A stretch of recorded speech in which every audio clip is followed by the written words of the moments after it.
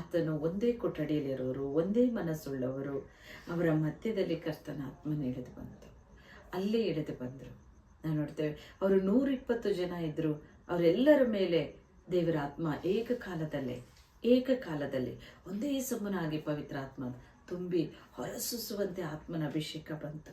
ಯಾಕೆಂದರೆ ಅವರ ಮನಸ್ಸು ಒಂದಾಗಿತ್ತು. ಹಾಗೆ ಈ ಭೂಲೋಕದಲ್ಲಿ ನೀವಿಬ್ಬರು ಒಂದು ಮನಸ್ಸುಳ್ಳವರಾಗಿ ಪ್ರಾರ್ಥನೆ ಮಾಡೋದಾಗ, ನೀವು ಯಾವ ವಿಚಾರದಲ್ಲಿ ಪ್ರಾರ್ಥನೆ ಮಾಡ್ತಾ ಇದ್ದೀರಿ, ಇವತ್ತು ಈ ದಿನ ನೀವು ಏನಾದರೂ ಒಂದು ಪ್ರಾರ್ಥನೆ ಬೇಡ್ತಾ ಇದ್ದೀರಿ ಅಂದರೆ, ಈ ದಿನ ನಿಮ್ಮ ಮನಸ್ಸು ಒಂದಾಗಿದ್ದು ನೀವು ಪ್ರಾರ್ಥಿಸಿ. ಕುಟುಂಬಕ್ಕೆ ಬೇಕಾ ಸಹಾಯ, ಕುಟುಂಬದಲ್ಲಿ ಏನೋ ಸಮಾಧಾನ ಬೇಕಾ, ಕುಟುಂಬದಲ್ಲಿ ಯಾವುದಾದ್ರೂ ಒಂದು ಶುಭ ಕಾರ್ಯಗಳು ನಡಿಬೇಕಾ, ಕುಟುಂಬದಲ್ಲಿ ಒಂದು ಆರ್ಥಿಕವಾಗಿ ಬಡತನ ಇದೆಯಾ, ಕೊರತೆ ಇದೆಯಾ, ಸಾಲ ಇದೆಯಾ, ಸಂಕಷ್ಟ ಇದೆಯಾ, ಏನಾಗಿದೆ, ಎಲ್ಲವೂ ದೇವರಿಗೆ ಕಾಣಿಸ್ತಾ ಇದೆ. ಪ್ರತಿಯೊಂದು ಕಾರ್ಯದಲ್ಲೂ